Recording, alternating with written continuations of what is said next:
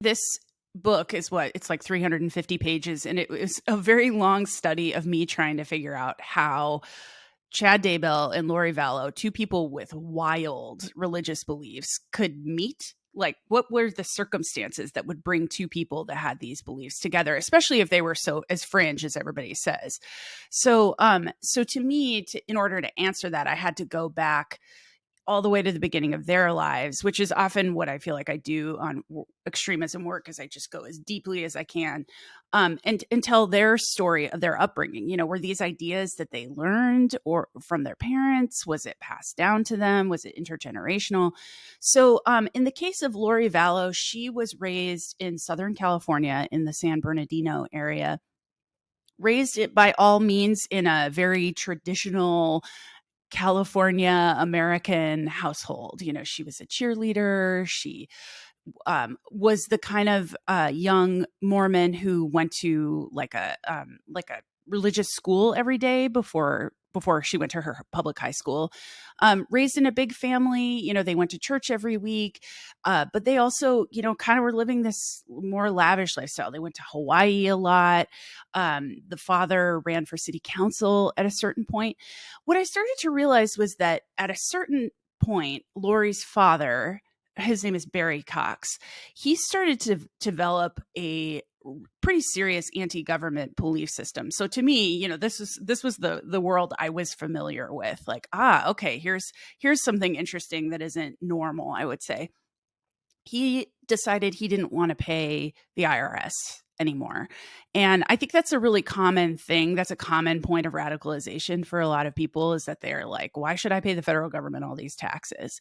So at a certain point, he developed this idea that he didn't need to pay his taxes, but he started writing about it. So, you know, fast forward all the way forward to when this case started.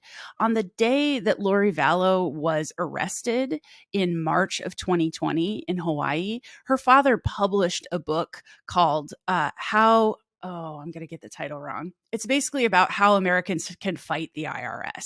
And it's about him bringing this like anti-tax sovereign citizen belief system together with his faith, with what he believes is, you know, talked about in the Book of Mormon.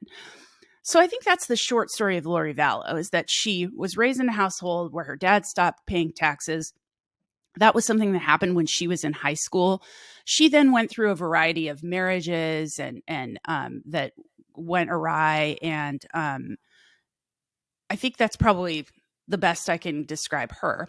Chad Daybell, who is her fifth husband, and these are not, just to be clear, they weren't polygamous. Like, was not married to the other people anymore.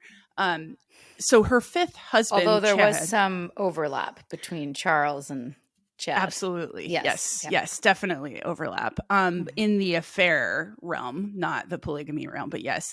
So Chad Daybell was raised really in the kind of like breadbasket of Mormonism in the Provo, Utah area, which is where Brigham Young University is.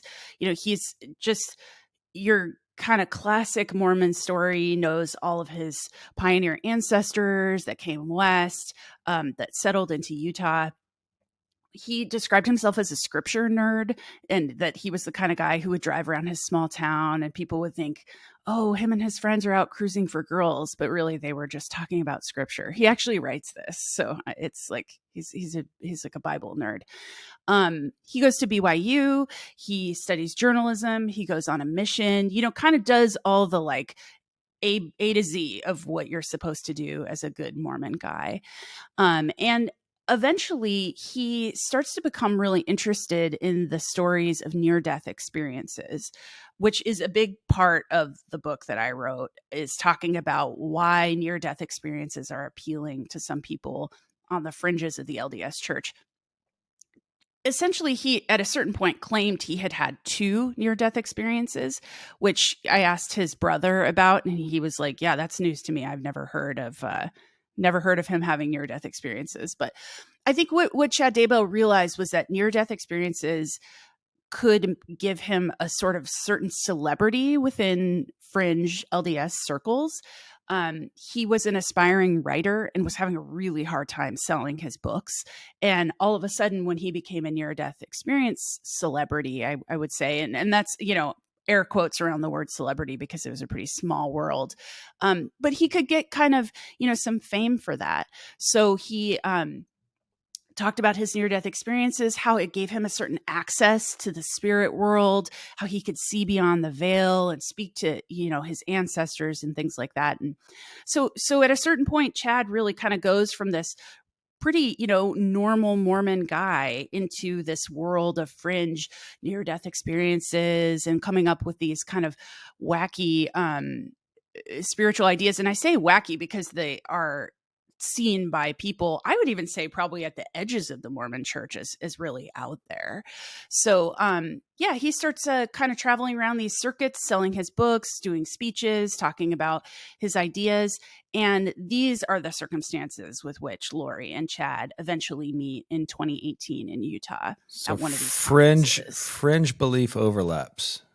Yes, yes, exactly. So, and in this kind of quest to become, a public figure in that world, he started doing podcasts. And it sounds to me like Lori Vallow had started hearing some of those podcasts and she was reading his books and things like that. And that she came and, there's sort of a scene I put in the book that he's selling books at a table and all of a sudden, it's like the crowd parts and this beautiful blonde walks toward him and they just are, starry eyed for each other and fall in love immediately. And he tells her apparently that same day, we were married in a past life, which to me, if somebody said that to me, I would be so creeped out. But to Lori Vallow, she was like, yes, we were.